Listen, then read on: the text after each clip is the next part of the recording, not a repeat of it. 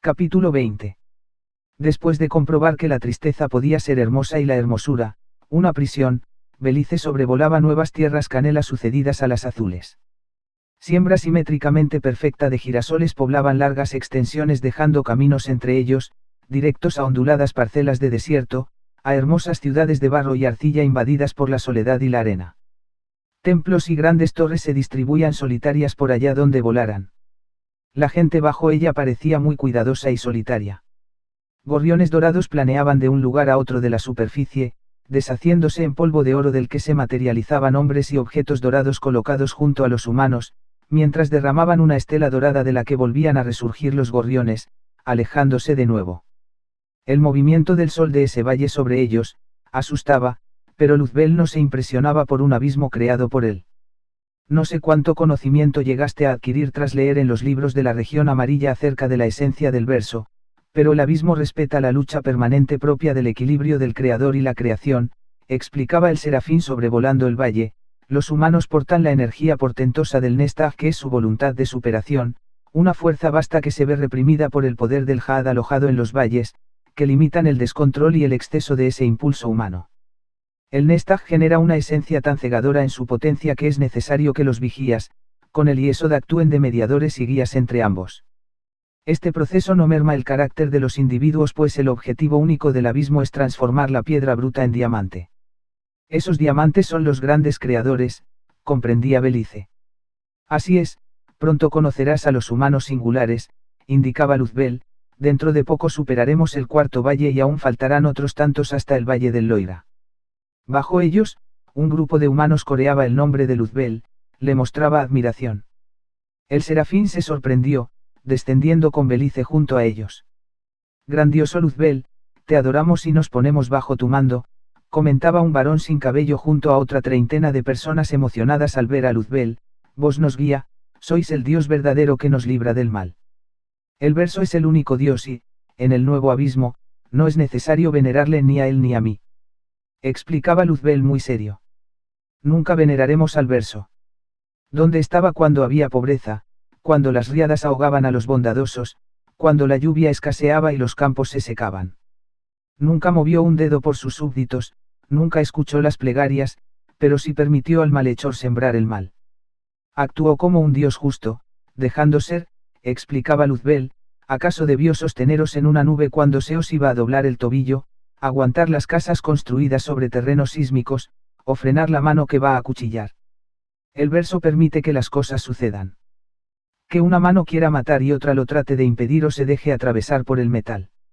Entiendo que despreciáis la miseria y la tragedia, os honra, pero de verdad deseáis un Dios que os frene desde su trono inaccesible. No amáis la libertad. Yo no soy ese Dios y no os quiero como mis fieles. Pero haced lo que os plazca. ¿Cómo podéis decir eso? Se impresionaba el hombre junto a sus compañeros, permanecíamos torturados en el viejo abismo hasta que su mano divina nos libró de ese inagotable dolor. ¿Por qué os quiero aprendiendo y no llorando y rabiando? Que exista la mano del hombre que todo lo quiera destruir, que no haya un Dios que lo frene, porque respeta su decisión como respeta la del hombre que quiere construir todo el bien. Mi opresión es mayor en vosotros de la que pudo ser la del indiferente verso seguís deseando un Dios que se involucre. Con su fuente interna de poder creador generó en su mano un látigo envuelto en fuego con el que golpeó a los pies de los humanos, que se aterraron al ver las llamas volar a su alrededor tras cada latigazo contra la tierra. La mano que golpea y limita no es de un Dios sino la de un amo. Desvaneció el látigo flameante y echó a volar, dejándoles con el desengaño de quien consideraban un Dios que no quería ser adorado. El uso de su poder creador volvió a mermarle las reservas internas a las que no daba tiempo a recuperarse. A su vez, Belice trataba una vez más de juntar las piezas que diesen forma a la personalidad de Luzbel. Decía no querer ostentar un trono divino, pero poseía el trono de un reino. Capítulo 21. Tras pocos pasos, el nuevo valle mostraba los primeros matices de su aspecto cuando la hierba azulada se tiznaba momentáneamente de blanco o de magenta por donde cruzaba alguna corriente de aire. Las hojas de múltiples colores poblando la bóveda del cielo se difuminaban si no se las miraba atentamente, hasta mutarse unidas en una croma hermosa de atardecer anaranjado, aun siendo las primeras horas de la mañana. En un tablón se indicaba a los recién llegados. Has fallecido y ahora te encuentras en el abismo, donde morarás hasta el fin de los tiempos. El abismo se divide en valles y tú te encuentras en el valle de la inocencia, donde se valorará si tu melancolía, escepticismo o ingenuidad te permitirán avanzar hasta el siguiente valle.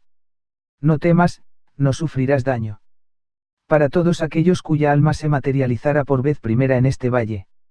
Siguieron adelante, caminando sobre la azulada hierba por la que brotaban árboles separados los unos de los otros, blancos y vaporosos, como nubes alargadas que no dejan de danzar. Pronto el campo empezó a llenarse de espejos plantados en el suelo, repartidos por la superficie ondulada de la pradera. No se encontraban lo bastante cerca, los observaban desde lejos pues Lilith procuraba mantener la distancia, aunque pronto sería imposible continuar sin pasar junto a ellos.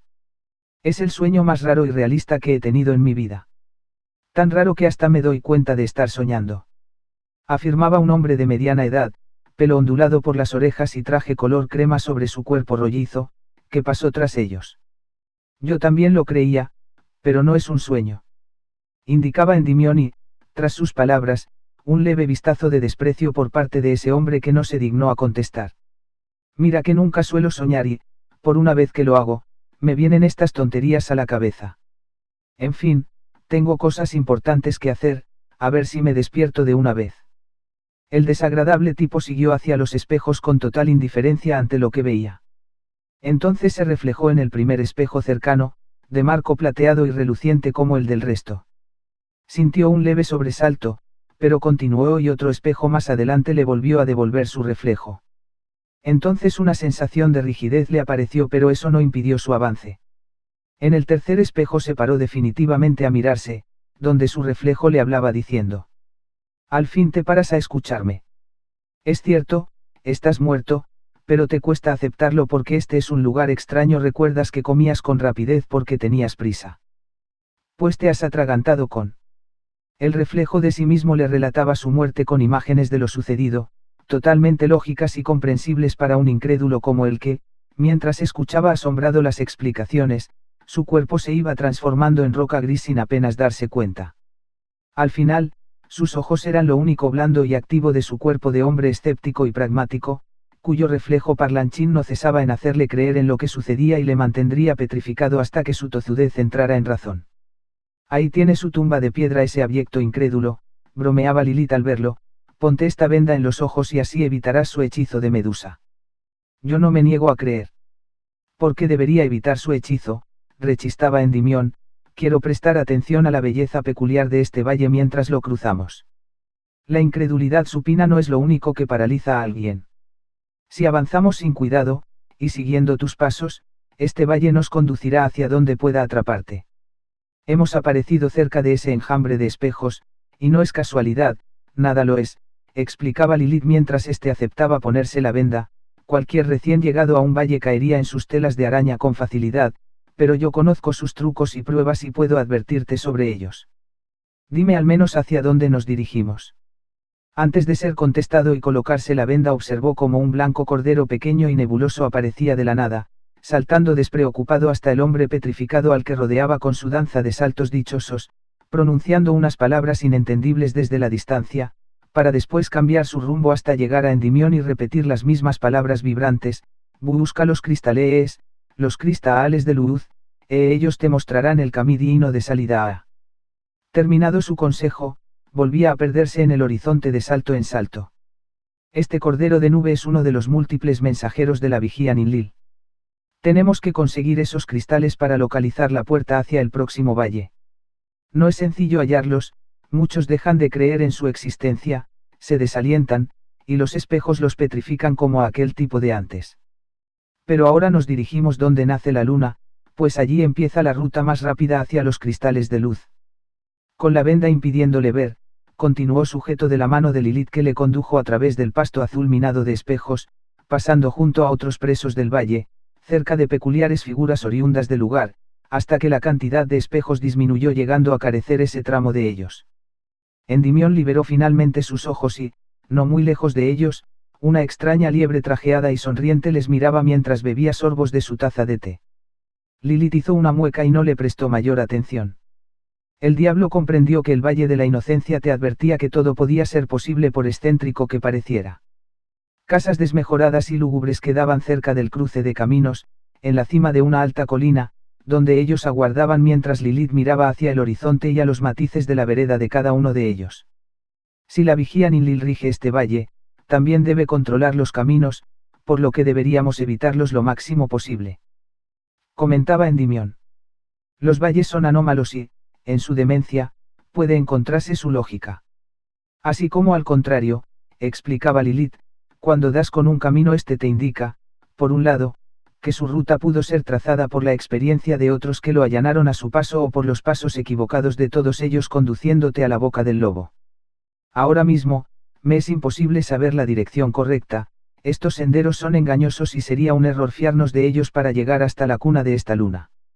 Es demasiado pronto, necesito que oscurezca y la luz lunar nos oriente hacia la torre del conde Nanar, de donde nace la luna.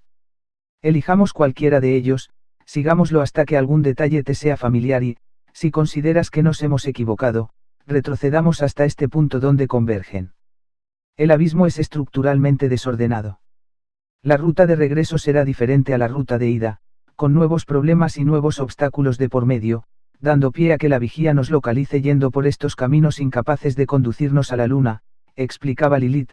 Conseguimos llegar hasta aquí guiados por mi anhelo de encontrar este punto en concreto, como suele ocurrir en el abismo, pero para alcanzar la salida del Valle de la Inocencia se necesita de experiencia, de una previa investigación, o descubrir que la luz de luna conduce a la torre del conde Nanar y desde ahí comenzar otra ruta. Además de ser Endymion Abraxas soy, a su vez, un diablo que moró entre cenizas soñando con la luna. ¿Por qué no seguir el influjo que me lleve hasta la luna de este valle? Ofrecía el viejo rey. Siento desde hace un rato un impulso que me tienta a ir hacia adelante, quizá al recordar a la luna y querer estar cerca de ella. Tan solo son serenatas mágicas de este valle induciéndote a sus trampas, quedando la luna en otra dirección. Es demasiado peligroso seguir esos impulsos. No existe un orden estacional, unos puntos cardinales, por donde señalar el lugar por el que emergerá la luna.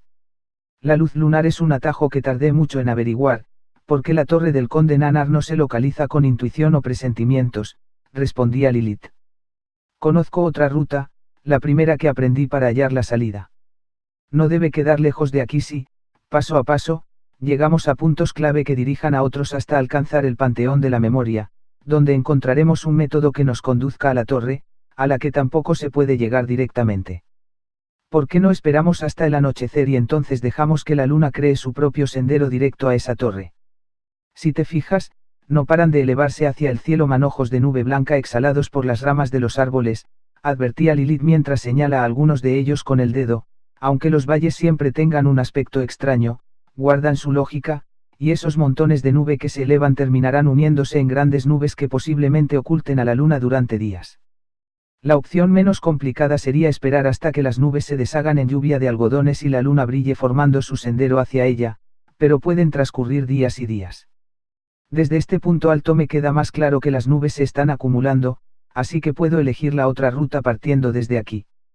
Dicho esto, comenzaron su viaje hacia la primera parada, primer lugar en su rumbo al Panteón de la Memoria, en dirección distinta a donde Endymion sentía que debía ir.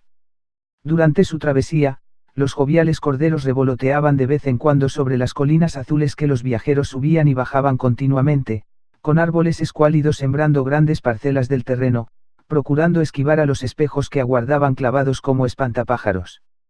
No tardaron en llegar a un páramo semioculto por el follaje nebuloso y ensortijado de sauces llorones por los que pasaron agachados, apartando sus mechones algodonados que les condujeron a un monolito de piedra gris y resquebrajada, con la imagen primitiva de un león de fauces abiertas. Es importante creer que la boca abierta del león puede señalar algún punto valioso, y eso es lo que hago yo una vez más, explicaba Lilith retomando la marcha por donde el hocico felino apuntaba. Hay que creer en quimeras, en imposibles para superar el Valle de la Inocencia, ir paso a paso con cautela y llevar cuidado con las habladurías. Las fauces del león de piedra señalaron un apartado trayecto empedrado, a través de una garganta por la que corría más niebla que agua. Treparon el talud de esa garganta, inundados por la catarata de niebla descendente desde esa zona, llana en su cumbre, pero con diluida neblina deslizándose incesante hasta precipitarse como una procesión de ánimas.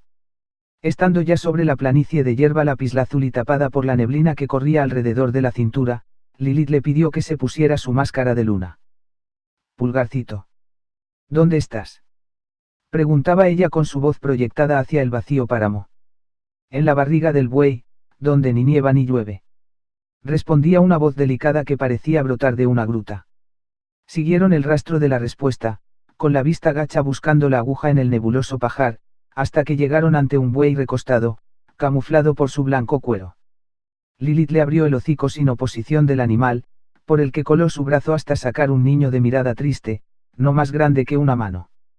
Lo acogió entre sus palmas, como gorrión en nido de plata. Menudo, se agarraba a los dedos con ternura y miraba a Endymion cubierto por su manto púrpura y su máscara dorada. ¿De qué cuento eres? Preguntaba el niño con su inocencia. Del cuento de una luna perdida que busca a su ser amado. Contestaba el enmascarado generando una mueca de alegría y asombro en el infante. Dinos, Pulgarcito.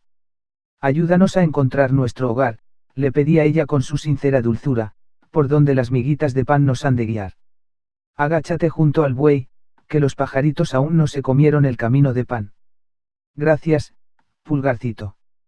Concedió ella antes de meterlo de nuevo al vientre del animal donde él moraba a resguardo. Obedecieron las palabras, agachados bajo un manto de neblina que tapaba las patas del ungulado y una ristra de migas de pan trazando una senda sinuosa que siguieron a gatas hasta que la bruma se disipó cerca de una picota solitaria asediada por un pinar que lucía abrasado y humeante. ¿Cómo harías para saber la siguiente dirección?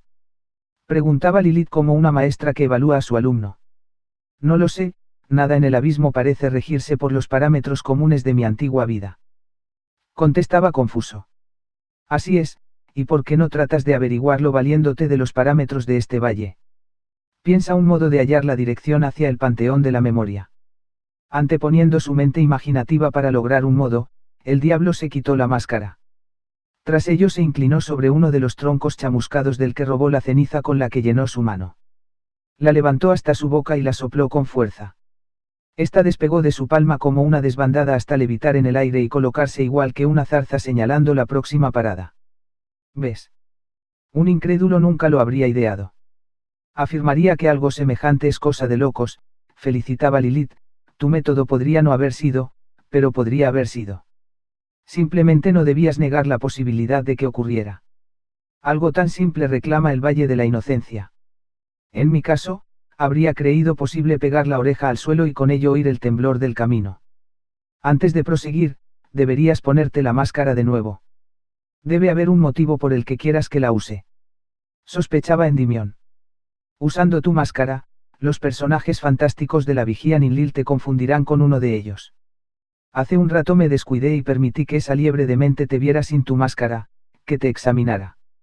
Con total seguridad transmitió lo presenciado al resto de seres fantásticos. El tierno Pulgarcito dudó al verte con tu máscara, podría ser un ser fantástico recién fraguado, pero son astutos e imprevisibles, no podemos fiarnos. En cuanto detecten algo sospechoso, se lo harán saber a la Vigía Ninlil y tratará de medirte.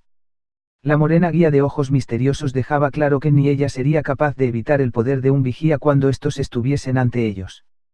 Su prudencia era total, cruzando territorios a menudo inhabitados, alejándose de donde ella creía conocer la ubicación de seres fantásticos que podrían suponer un obstáculo. La ruta elegida, era larga, de ordenados pasos imposibles de alterar, imposibles de atajar.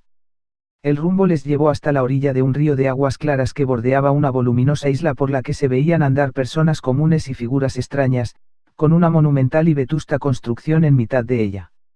Debían tomar una barca para cruzar la orilla. El sonido hermoso de una flauta les acompañaba mientras subían. Qué bien suena esa melodía, es muy alegre. Opinaba Endymion. Volteó su cabeza de un lado a otro hasta que localizó la procedencia del instrumento de viento. Un hombre de largas piernas, puntiagudo bigote y perilla, soplaba la flauta directo hacia ellos, seguido por una treintena de personas dichosas. Al pasar a su lado, un hilo invisible nacido de la melodía se ató a su dedo índice, tirando sutilmente de él hasta sumarlo a la marcha. Endimión se unió a ellos sin pretenderlo, pensando que se trataba de una buena oportunidad para conseguir información. No. Gritó Lilith, alarmada, libérate de su melodía, Endimión, sepárate de ellos. A gritos trataba de llamar la atención de Endimión, mientras su boca se movía sin emitir voz alguna a ojos del diablo en cuyos oídos únicamente se oía la música y la voz de los seguidores del flautista. Los acompañantes no cesaban en su alegría, festejando la suerte de ser conducidos hacia el exterior del valle. Sin duda, vos es un gran músico, os dirigís a la salida del valle. Halagaba Endimión y el flautista le miraba de soslayo por un segundo, sin contestar aunque fuese asintiendo. ¿Cuánto tiempo llevan siguiéndole? Desde hace poco, algunos meses, no sé, no estoy seguro, pero él conoce la salida. Debemos estar a punto de llegar. Contestaba uno de ellos sonriente pero con cierta expresión de agotamiento, mientras el flautista les conducía serpenteando el terreno. Endimión les acompañaba en un recorrido absurdo, engañoso, y pronto fue consciente de ello. Recordó las advertencias de Lilith sobre las habladurías y la experiencia. Volvía a mirarla, gesticulando hacia él, pues sabía que emitir voz era inútil. Preso de un presumible viaje sin final, se apresuró a soltar su dedo sujeto al hilo casi transparente que le sujeta al flautista. Cuando se liberó, salió del grupo como escupido, como si hubiese estado enclaustrado en una crisálida itinerante. Sentado tras su caída, la mujer llegó hasta él. Creí que nos ayudaría como aquel niño resguardado en el vientre del buey, confesaba Endimión. Se debe de tardar mucho en aprender cuáles de ellos pueden confundirte. Ya no confiaba en que escaparas. Cuesta mucho librarse de su embrujo una vez entrado en él, confesaba Lilith, con su voz agitada por la tensa persecución. Te han buscado para tantearte y comprobar si te afecta su poder. Ahora el flautista sabe que no eres una fábula más y pronto informará de ello. Debemos darnos prisa. El flautista retornaba con su séquito de ingenuos, tocando la flauta con mayor ahínco, proyectando su música hacia Endimión que se veía rodeado por ellos como por un ciempiés. Decidieron abrirse paso a empujones entre el tumulto hasta que un estruendo les sorprendió. El flautista permanecía aplastado sin saberse muy bien por qué. La figura que le aprisionaba contra el suelo empezó a cristalizarse, hasta que el verde pintó la pata que colmaba sobre el cuerpo del flautista, presentando a un reptil grande como un elefante, de cuerpo fornido, larga cola, ojos redondos y enormes tras sus fauces alargadas. Las abrió, dejando espacio para que una decena de humanos vestidos de negro salieran directos hacia los patidifusos acompañantes del músico, que se vieron agredidos con saña por los recién llegados. Endimión hizo el amago de ir a socorrerles, pero la criatura se posó entre ellos, amenazante. Me habéis guiado hasta el panteón de la memoria, sin que ruido alguno os advirtiera de mi presencia, informaba ese gran Anura. Al fin haré añicos los milenarios símbolos. Vuestra historia será hoy destruida y en vuestro llanto hallaré mi festín. Las mezquinas palabras de un sigiloso verdugo que, a su paso, cercenó a una libre y desguazó al buey blanco antes de llegar a ellos. A su proclama amenazante le siguieron las manos ensangrentadas de dos de sus asesinos, directos hacia ellos. De un golpe en la tráquea Lilith despachó a su perseguidor mientras el otro se dividía en dos tras un rápido tajo por la espada de Endimión. El Anura saltó rabioso hacia ellos, al que esquivaron lanzándose cada uno para un lado. El reptil monstruoso se decantó por Endimión, al considerarlo un peligroso ser fantástico del valle, haciendo un rápido ataque con la cola que el viejo rey no pudo esquivar, pero logró frenar el golpe y coger el rabo con tal fuerza que la criatura no conseguía soltarse. Lilith aprovechó el momento para rasgarle el rostro con una cuchilla, no quedándole más remedio al reptil que lanzar un zarpazo que ambos tuvieron que esquivar. Ante el peligro, el Anura volvió a hacerse invisible, poco antes de que su lengua se lanzara atrapando a Lilith, a la cual se tragó. El Anura confiaba en su habilidad de invisibilidad, por lo que saltó de nuevo para aplastar a Endimión, pero este lo esquivó para su sorpresa, perdiendo sangre tras un inesperado corte con la espada. Extrañado, giró raudo lanzando de nuevo un coletazo que Endimión volvió a interceptar, aunque el golpe le arrojó por los aires perdiendo su máscara de luna. El Anura, al verlo sin su máscara, pensó que se trataba de uno de los suyos al que debió robar sus presas por error, pero no le importó, pues iba a acabar con todos incluyendo al presunto Anura enmascarado. Endimión permanecía en alerta, valiéndose de su olfato agudo de diablo con el que localizaba al monstruoso ser, aunque la invisibilidad de éste le impidiese anticiparse a cada golpe. Los asesinos que portaba el Anura en su vientre ya habían desguazado a la indefensa compañía del flautista y ahora presenciaban la escena de combate desde un lado, jaleando a la criatura. El diablo corrió, ágil, lanzando estocadas hacia la inexistencia aparente, pero el Anura brincaba y se alejaba sin enfrentarse por miedo a la fuerza del diablo que le atacaba sin descanso, obligándole a retroceder cada vez más lejos, hasta que aprovechó la distancia brindada por el último salto para disparar de nuevo su lengua hacia Endymion y así atraparlo. Pero el diablo esperaba aquello, esquivándola in extremis para agarrarse a ella mientras el Anura la recogía. Impulsado por la lengua hacia las fauces, lo diseccionó con la espada desde las fosas nasales hasta más allá del cráneo, provocando el sonoro desmoronamiento del cuerpo inerte del simulado reptil que ganaba color progresivamente. De su vientre se observaba el flameado movimiento de la carne, por donde Endymion hizo un corte que permitió salir a Lilith cubierta de las entrañas de la criatura que estaba siendo desguazada desde el interior por la cuchilla de la dama. La tensión en los hombros de Lilith era evidente, sus ojos miraban hacia la nada con rabia. La rabia de haber sido engullida en el estómago de aquel maligno ser y de haber sido la causante de conducirles incautamente hasta allí. El pelo se le había enrojecido ligeramente y encrespado, con los restos del reptil anegándola por completo. Entretanto, Endymion daba tajos y tajos a la criatura para que ésta tardase más en recomponerse. Uno de los asesinos corrió hacia ellos amenazante y escandaloso. No hizo más que llegar que, de un ligero movimiento, Lilith le agarró del cuello y con la cuchilla imitó el mismo corte grabado en la voluminosa criatura. Ella exhalaba una rabia atroz. El resto de asesinos, al ver lo sucedido, corrieron despavoridos, pero ellos lo siguieron, atrapando Lilith al primero por la espalda y acuchillándolo mientras Endymion aumentaba su velocidad y se colocaba delante de los restantes, que mostraron fortaleza, sin miedo a una muerte perpetua que no iba a suceder. A sabiendas de ello, Endymion les cortó las piernas de un sablazo. Cayeron al suelo entre gritos y sangre. Sin la menor compasión, los levantó uno a uno y les sacó los brazos de un tirón antes de lanzar sus troncos a lo lejos, con sus bocas infames que no dejaban de maldecir y lamentarse. Lilith le acercó el cuerpo que ella había despachado para que repitiera la carnicería, mientras ella se limpiaba el sudor y vísceras de la Anura que manchaban su cara. Sin decir palabra, se desnudó a la orilla del cercano río antes de zambullirse en él, desapareciendo entre las aguas sembradas de nenúfares, hasta emerger limpia con su radiante cabello oscuro. Luego lavó su ropa mientras Endymion se inclinaba en la orilla para coger agua y acicalarse. Que sepas que no está permitido entorpecer la recuperación de los cuerpos ni provocar sufrimiento físico. Advertía Lilith sin convicción alguna mientras se vestía. Un día de estos seré más cauteloso cuando rebane a la escoria. Pronunciaba irónicamente mientras enfundaba su espada e iba a recoger su máscara que se volvía a colocar en el rostro mientras retornaba con ella. Con suerte, ese Anura haya neutralizado al ser fantástico antes de que avisara sobre ti.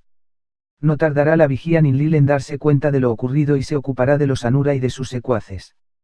Luego se preguntará quién fue capaz de acabar con un Anura de esa envergadura y con su jauría de bastardos.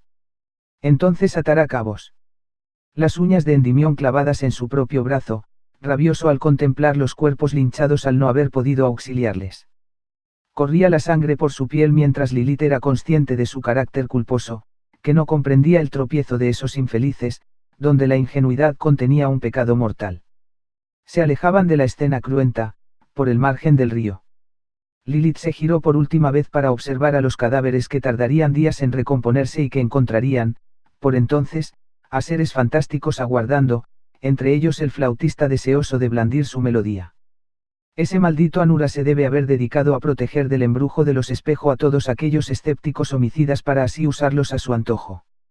Normalmente se ocupa de ellos la vigía Ninlil con su bruma helada o alguno de los seres fantásticos, elucubrar a Lilith mientras acariciaba el agua con su pie desnudo, un poco de flor, un poco de agua, un poco de flor, un poco de agua. Pisar esta hierba azul es como andar sobre pétalos. Un día conseguiré atravesar el río saltando de nenúfar en nenúfar sin hundirme. A través de su máscara, Endymion contemplaba a una mujer que sonreía dichosa con tan solo deslizar su pie por el agua mientras caminaba, absorta y sencilla. Disfrutaba como una niña, aunque en ella encontraba una mirada madura y atávica. La elegancia y solemnidad de una sacerdotisa con venenos y filos escondidos, dibujando sonrisas tan dulces que desconcertaba. Hacía pensar que haber sido tragada por un monstruo suponía una mera anécdota más en su inefable vida. El páramo azulado abrazado por el río y el cielo de interminable ocaso anaranjado le relajaba, concediéndole una serenidad cercana a la nostalgia. Todo ello le hacía sentir extraño, tras poco después de haber luchado contra un reptil monstruoso que debiera causarle un temblor de piernas perpetuo, pero no, se sentía tranquilo. El valle de la inocencia le acurrucaba en su brisa fría, le cantaba una nana valiéndose de toda su melancólica belleza. El río les guió hacia donde el flautista amarró con su melodía Endymion. En la orilla, una barca aguardaba entre nenúfares que parecían adorarla. Subidos en ella, remaron hacia la isla custodiada por las aguas. El remo apartaba a los nenúfares mientras les conducía a la orilla opuesta, no muy lejana en la que atracaron cuando la proa encalló a escasos centímetros del renacido pasto azul.